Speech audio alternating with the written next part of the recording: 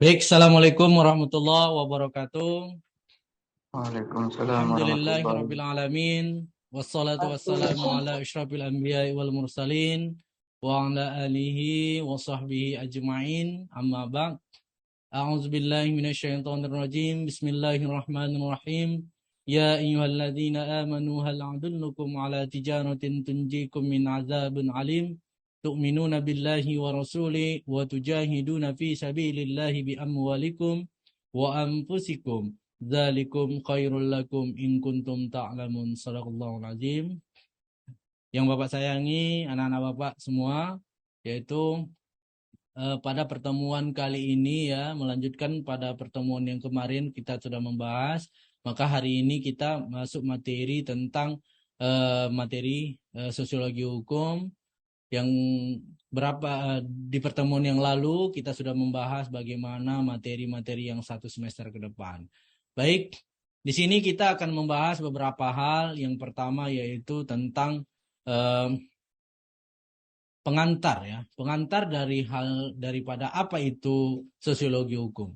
Jadi sosiologi hukum itu diperlukan dan bukan merupakan penamaan yang baru bagi suatu ilmu pengetahuan yang telah lama ada. Jadi sosiologi hukum ini bukan yang baru, tapi yang sudah ada di zaman-zaman dahulu semenjak Indonesia atau mungkin sebelum merdeka. Sosiologi hukum sudah ada. Mungkin nama daripada materi mungkin atau subjek dari penamaan mungkin belum dikatakan sosiologi hukum, tetapi mungkin dari yang lain-lain. Jadi sosiologi hukum ini sudah ada lama, maka memang baik ilmu hukum maupun sosiologi hukum itu mempunyai pusat perhatian sama. Jadi ilmu hukum, sosiologi hukum, pusat perhatiannya pertama yaitu adalah hukum. Jadi sosiologi hukum ini membicarakan bagaimana tentang hukum di masyarakat. Sedangkan hukum bagaimana aturan yang ada. Nah, itu bedanya, dibedakan nantinya. Selanjutnya, hukum adalah suatu gejala sosial ya. Hukum adalah gejala sosial ya, sosial budaya yang berfungsi untuk menerapkan kaidah-kaidah dan pola-pola perilaku atau tertentu ya, perlakuan atau tingkah laku tertentu terhadap individu-individu dalam masyarakat. Jadi inilah gejala sosial antara seseorang dengan seseorang yang lain. Jadi contoh kita di dalam kelas ini banyak individu-individu si A, si B, si C. Jadi sehingga di dalam konsep daripada hukum itu adalah gejala yang terjadi. Apa sih peristiwa, apa sih gejala yang ada terjadi di masyarakat itu atau di kelas itu atau di lingkungan itu atau di negara itu. Itulah gejala-gejala yang timbul. Jadi itu hukum. Sedangkan ilmu hukum mempelajari gejala-gejala tersebut. Nah, yang tadi ada gejala orang individunya, sekarang mempelajari gejala tersebut yang menerangkan arti dan maksud kaidah tersebut.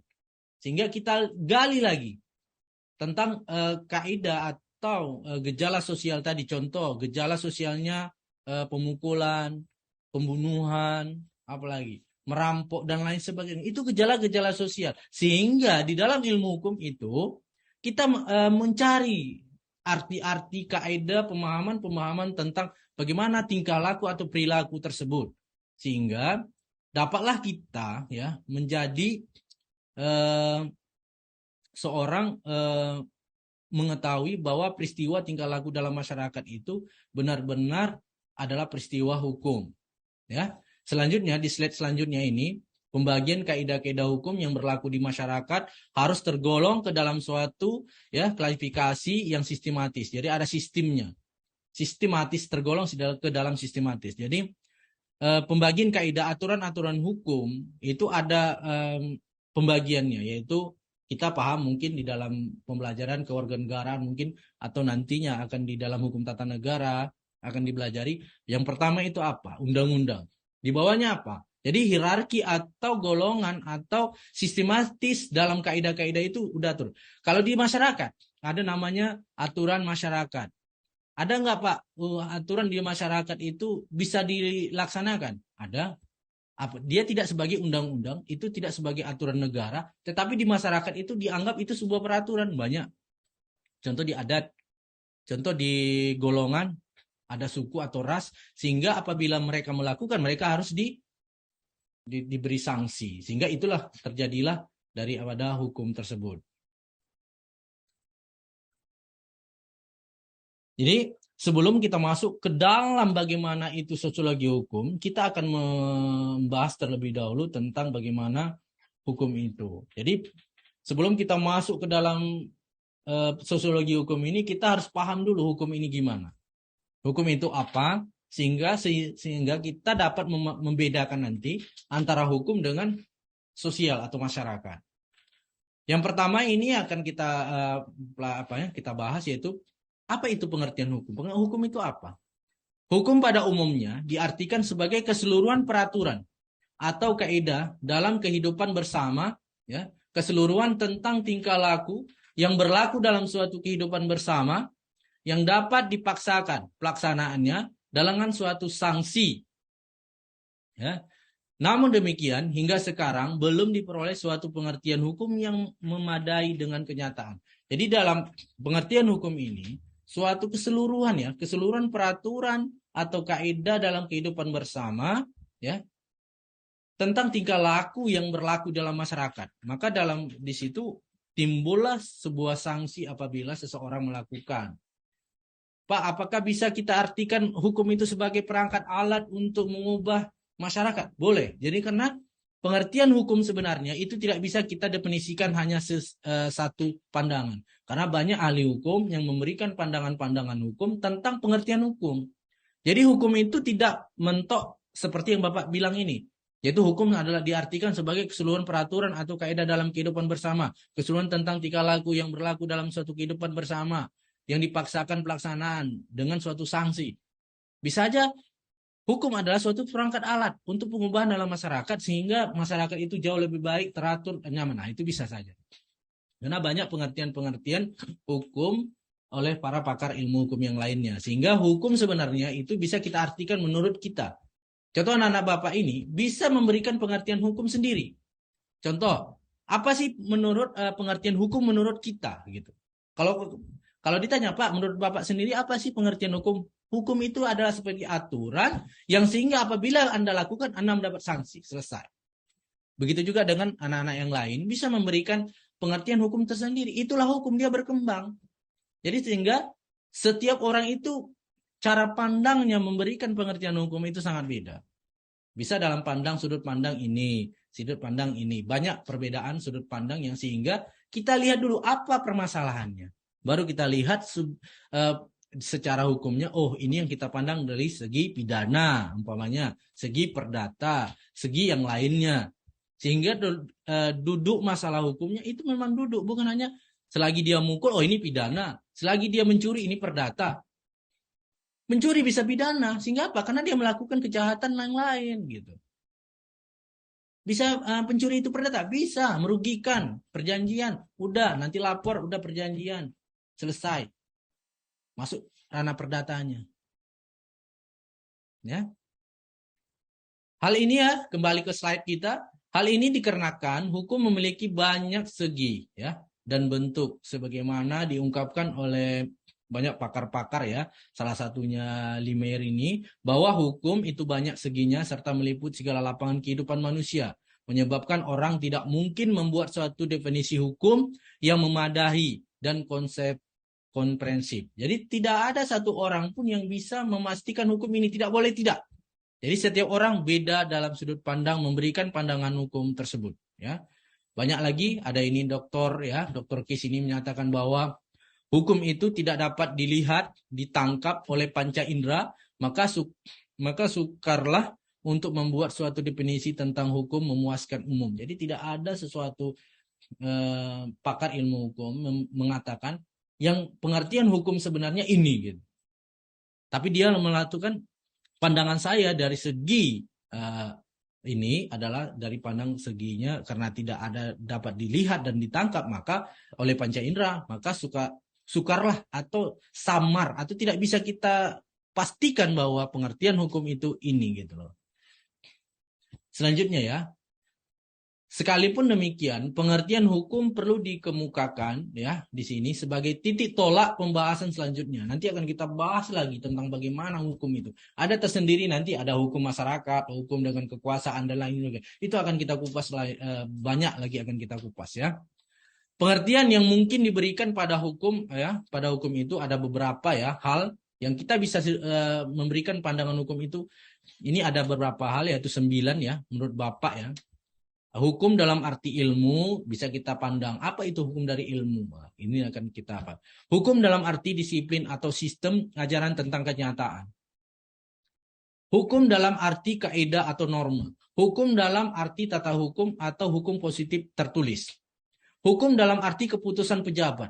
Hukum dalam arti petugas. Hukum dalam arti proses pemerintahan. Hukum dalam arti perilaku dan yang teratur. Hukum dalam arti jalinan nilai. Jadi dalam banyak lagi sih sebenarnya pemahaman pengertian tentang hukum. Apa itu hukum?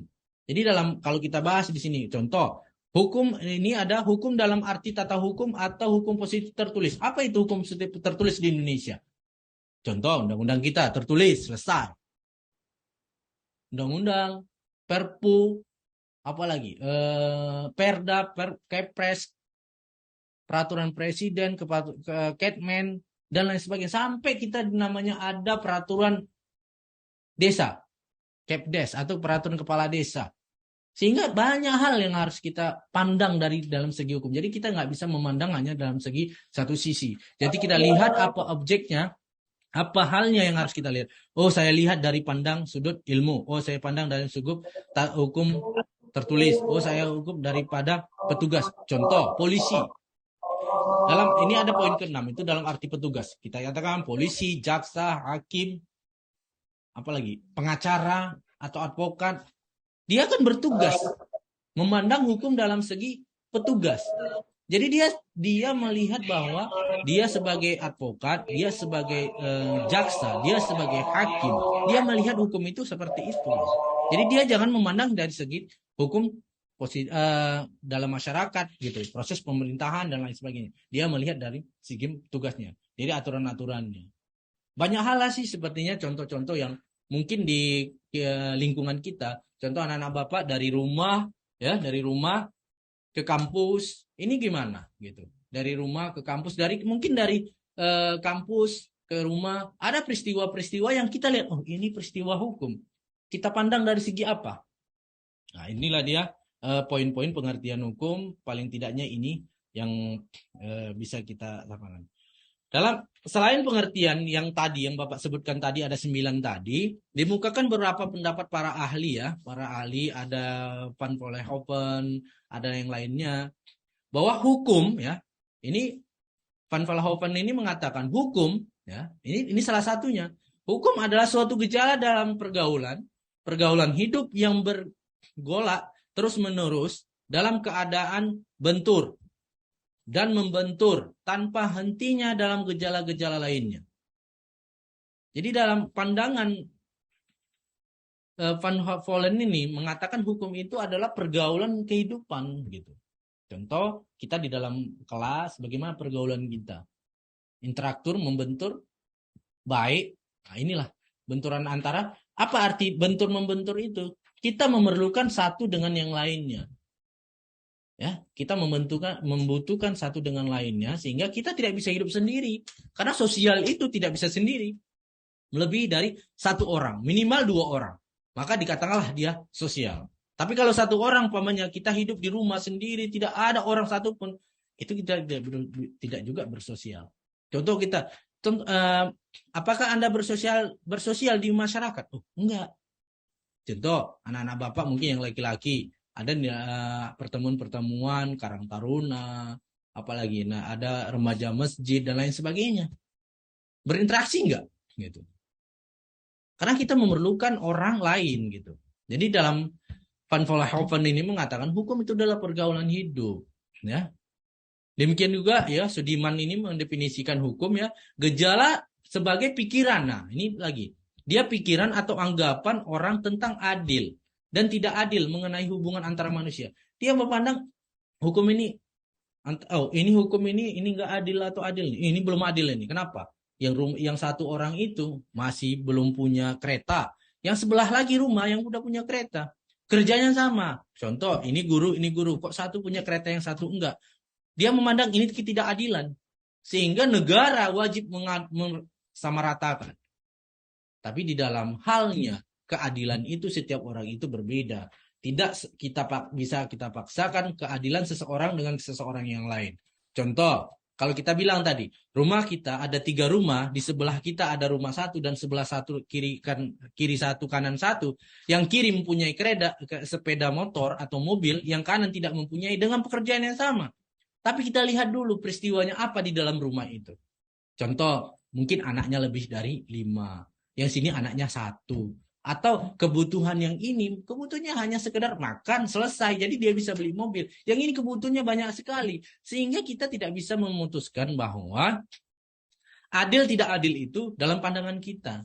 Tapi kita lihat, apa sih kebutuhan dia dulu. Kita lihat dulu, kita cari, kita analisis, kita teliti. Sehingga kita, berarti keperluan dia ini. Sehingga dia harus seperti ini. Maka kalau kita bandingkan gaji dia 10, gaji ini 10, ya nggak cukup karena ada kebutuhan-kebutuhan yang lain.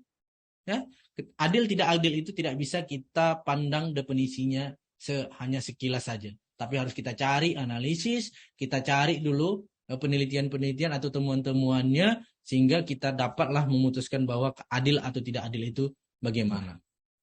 Ya, beberapa pengertian hukum juga sebagaimana terurai yang tadi ya menunjukkan pada hakikatnya bahwa hukum memiliki banyak dimensi, banyak definisi, banyak pandangan yang sulit untuk disatukan. Jadi tidak bisa disatukan dalam pandangan tadi. Yang 9 tadi aja kita bahas.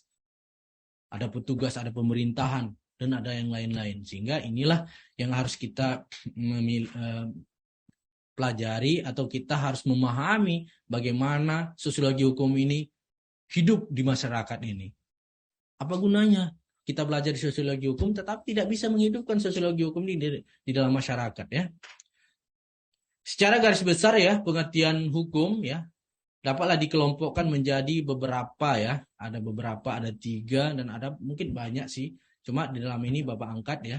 Pengertian dasar yaitu hukum dipandang sebagai kumpulan ide ya atau nilai abstrak atau nilai abstrak yang abstrak. Konsekuensinya, metodologinya ada bersifat filosofis. Jadi kita pandang pertama hukum dipandang sebagai kumpulan ide. Jadi hukum ini adalah ide atau yang timbul ya mungkin spontan sehingga hukum itu ini seperti ini. Kita lihat peraturannya sehingga kita sebagai orang mungkin calon sarjana hukum ya anak-anak Bapak calon sarjana hukum ini tidak bisa memandang sesuatu itu hanya sekelas mata, ini ya. Tapi kita selidiki dulu, analisis dulu, kita pahami dulu duduk masalahnya sehingga kita bisa lah menentukan bahwa hukum itu adalah ini gitu. Jadi yang pertama pengertian dasarnya itu adalah sebagai kumpulan ide.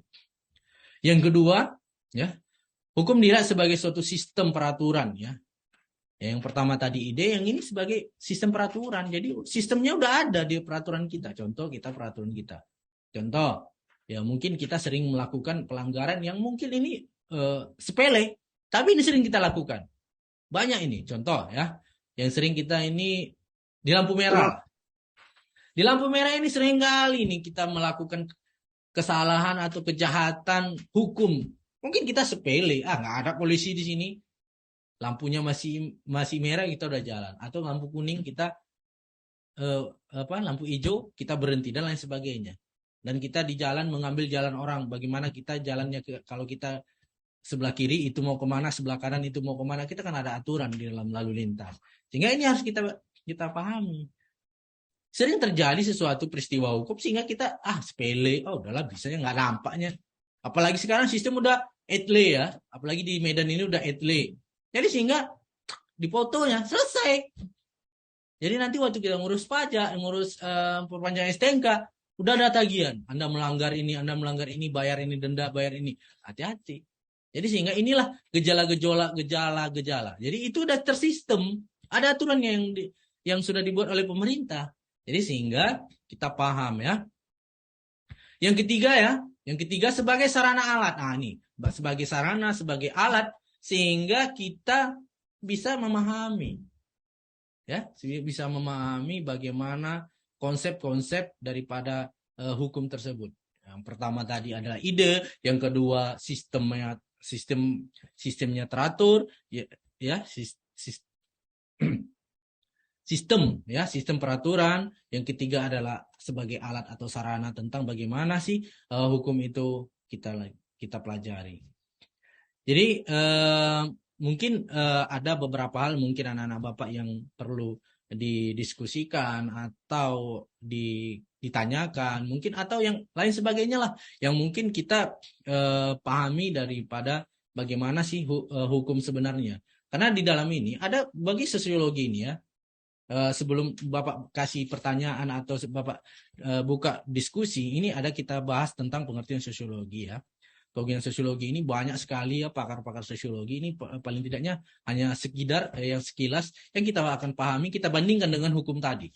Sosiologi hukum merupakan cabang ilmu termuda dari cabang ilmu hukum yang lainnya, berarti yang paling muda dah. Hal itu tampak pada hasil karya tentang sosiologi hukum yang hingga kini masih sangat sedikit ya, tentang bagaimana penerapan sosiologi hukum ini di masyarakat.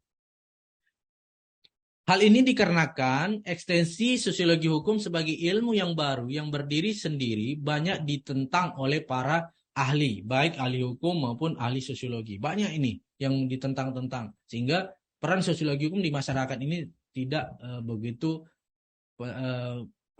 tidak begitu penting dan tidak begitu ada ranah yang memang diberikan oleh negara, oleh masyarakat, sehingga persoalan-persoalan masyarakat itu bisa diselesaikan dalam sosiologi hukum ini. Ya, kembali, sosiologi hukum merupakan suatu cabang ilmu pengetahuan ya, yang antara lain meneliti mengapa manusia patuh. Ditelitinya. Kenapa manusia itu patuh pada hukum? Mengapa dia gagal untuk menaati hukum tersebut? Serta faktor-faktor apa? Faktor-faktor sosial apa yang mempengaruhi sosiologi hukum itu merupakan cabang ilmu umum. Jadi dia meneliti mengapa orang itu, manusia itu patuh, mengapa seseorang itu patuh, mengapa dia gagal untuk menaati itu. Contoh yang tadi Bapak bilang, kenapa kita melanggar lampu merah? Ya, mengapa kita apa ya? Kenapa manusia itu patuh? Oke, berarti dia tidak melanggar. Kenapa dia gagal?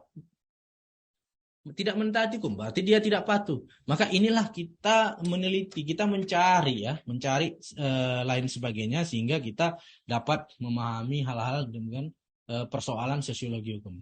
Hal ini menjadi titik pokok dalam perbedaan antara sosiologi dengan ilmu-ilmu hukum lainnya ya. Sosiologi hukum memberikan pandangan baru bagi masyarakat dalam memandang hukum yang dulu hanya dipandang kaku saja ya. Yaitu hukum sebagai undang-undang atau yang sering disebut hukum dalam pandangan normatif. Tapi dengan adanya sosiologi hukum, memungkinkan masyarakat memahami sosiologi hukum sebagai suatu gejala dalam masyarakat. Jadi hukum tidak sebenarnya di dalam kehidupan kita, sosiologi hukum ini sangat-sangat berpengaruh dalam aturan hukum kita. Baik, mungkin itu saja ya, yang mungkin daripada pembahasan kita. Mungkin ada sesuatu hal atau pertanyaan-pertanyaan yang mungkin bisa kita diskusikan di lain waktu, sehingga kita banyak lagi pemahaman yang harus kita bahas. Terima kasih kepada anak-anak Bapak yang telah memberikan waktu atau pertemuan kita ini, sehingga kita dapat, ini bahan tolong dibaca dan dipahami, sehingga kita akan lebih memahami pada pertemuan-pertemuan berikut. Ya, terima kasih kepada anak-anak Bapak, sehingga pertemuan ini mendapat berkah dan supaya kita menjadi insan-insan ilmu hukum yang bermanfaat di kalangan masyarakat. Nasrul minallah wa fatun qarib wa basyiril mu'minin. Wassalamualaikum warahmatullahi wabarakatuh.